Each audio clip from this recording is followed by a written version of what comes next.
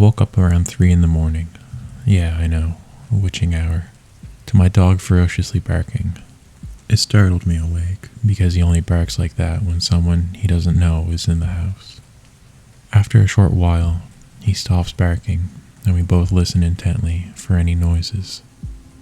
My heart is beating as I hear clicking sounds coming from the living room, and I'm undecided if someone is in the house. I'm thinking maybe it's the fridge, but this is a distinct noise. It was super windy that night, so I was also thinking that perhaps the wind blew something loose. But this was coming from inside the house, and no windows were open. I lay in my bed, frigid with eyes open wide and ears listening hard. My dog eventually jumps back into bed and falls asleep. I keep the bedroom door locked, so I felt a bit more safe, especially with my dog with me. I figured if he says it's fine, then it's probably fine. I don't hear any more noises, and eventually I fall back asleep. The next morning, I examine the living room for any possible culprits of the noise. As I'm looking around, it suddenly dawns on me. The door. I remember the door handle makes a clicking sound when it's pushed down. To be sure, I go to the front door and push down the handle. What I hear is what I heard the previous night. The light clicking sound. Discreet yet distinct. Someone was trying to get in my house. Living right next to a prison didn't make me feel any better about this occurrence.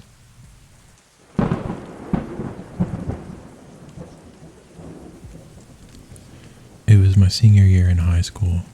I had finally made some good friends, and I used to clog up my parents' landline and just stand outside on the phone talking away. We had a ranch-style house and a fairly long driveway, and across the street from my house was a giant field. There was a mansion that a local doctor owned far back in that field. But more or less, if you stood in my driveway and looked out across the street, there was nothing but empty fields as far as you could see. At the end of my driveway was our mailbox, which stood next to the only streetlight on the block. One night, I was standing at the end of my driveway, talking on the phone to a friend, and my mother kept popping her head out of the front door, complaining for me to get off the phone and come inside as it was getting late. Me being a teenager, I gave her the "give me 5 minutes" line multiple times, and just kept talking. I remember complaining about her to my friend, how she was annoying me, etc., etc. At some point, I started hearing my name being called, only this time, it was more of a loud whisper, like when you're trying to quietly get someone's attention. I distinctly remember saying to my friend something along the lines of, "Oh my God, she's yelling at me again," and just kept talking. A few moments later, I heard my name being called out again. I ignored it and kept talking. And again, a few moments later, I also heard, "Come over here." I turned around and realized the front door was closed. I know I thought it was odd, but not odd enough that it really registered, so I said bye to my friend and headed inside. I get inside and my parents had just gone to bed. I complained to my mom that she didn't have to keep yelling at me. She could have just allowed me to finish my call, to which she responded that she hadn't stuck her head outside in like an hour. Cut to a few hours later, and it was around 2 a.m. I was in my room watching Evil Dead, and got up and headed to the kitchen to make some ramen. My mom, who had heard me in the kitchen, yelled from the bedroom to make sure the front door was locked before I went back to bed. I walked out to the kitchen and headed to the front door, making sure it was locked. The front door was one of those doors that had an oval, frosted glass center, so that you could look out through it clearly in tiny sections. Anyway, I did what I normally do, and looked through one of the tiny clear sections, and habitually looked up at the street lamp at the end of my driveway. Kind of like when you go to close the blinds, you look outside as you do so. However, I couldn't see the street lamp. For a split second, I thought maybe the light had went out, until whomever was standing on the other side of the door moved to the side. I hightailed it to my parents' room, waking my dad and telling him what happened. He got out of bed with my mom, grabbed a baseball bat, and went outside to check. They didn't find anything. I had turned on all the lights and nothing. Creeped out, I went back to bed. The next morning, I wake up and head to my car for school. The driver's side door was slightly ajar, and I figured I had just moronically left it open or something the night before. School ends, and I get home to find a police car in my driveway. Apparently, someone had broken into our garage overnight and stole all of my dad's tools and anything else of worth. Not only that, the person had robbed several other homes on our block over the course of the past few weeks. It's terrifying to realize that whoever it was literally hiding somewhere around my house, baiting me while I was on the phone, and then hours later was still outside looking in through the front door. It's been 10 years and I'm still shook.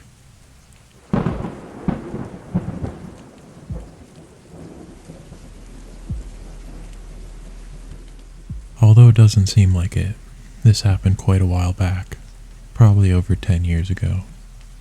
I was in the later years of high school and was home alone. My parents were at a wedding that required them to stay at a hotel, and my brother worked the night shift that day. At that time, my family lived in a very well-known East Coast city in a blue-collar neighborhood that was starting to take a nosedive. As a teenager, I was a bit of a loner. I wasn't a nerd or anything. I was a big dude who had friends and went on dates, but I'm a natural introvert, so I did cherish the rare alone time that I got. This weekend I was looking forward to engaging in my normal empty house routine. Play some PlayStation on the big screen TV, order a late takeout dinner, pizza or Chinese, and pig out while watching some Dragon Ball Z. Then around 2 a.m., fall asleep on the couch with my old dog Cecil. Cecil was a beagle who was old as the hills and had been in our family for about 8 years.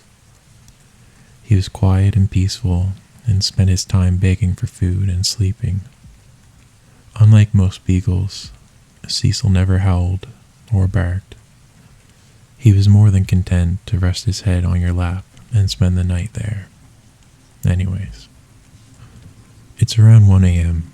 I had just finished eating the last slice of pizza and was dozing off on the couch when I hear a bang coming from a back alleyway. I didn't think much of it. Anyone who's lived in a big city knows noises happen at all moments of the night. Cecil's head pops up off my lap, and the hair on his back stands up.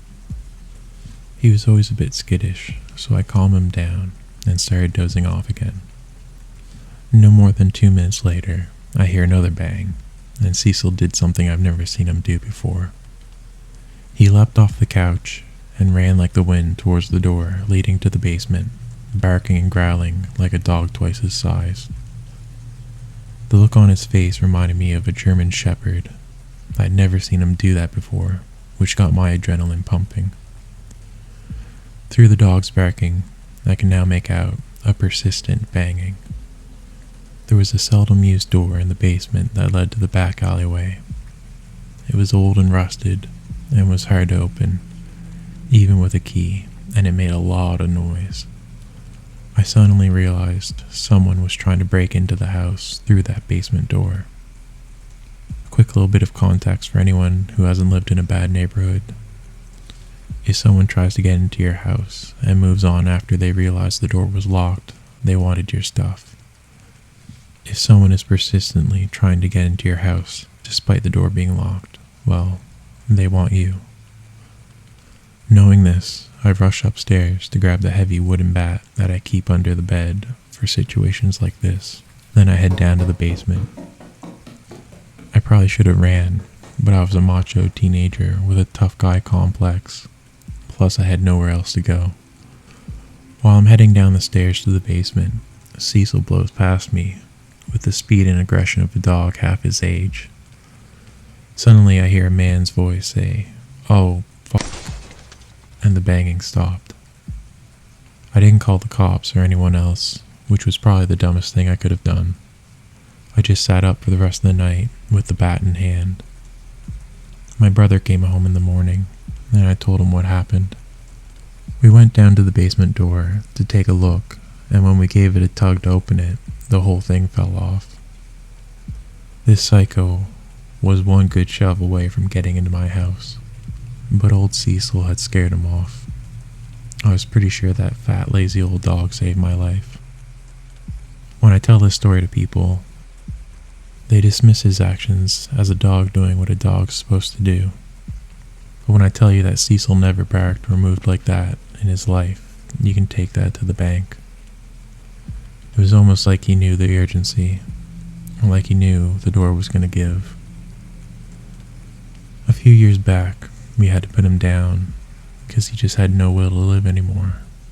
Before the injection, I got a moment alone with him, and I thanked him one last time for his friendship and for what he did that night. At this point, I was a grown man with a wife and kids. I'm convinced that none of that would have happened without Cecil. Thanks, pal. I miss you.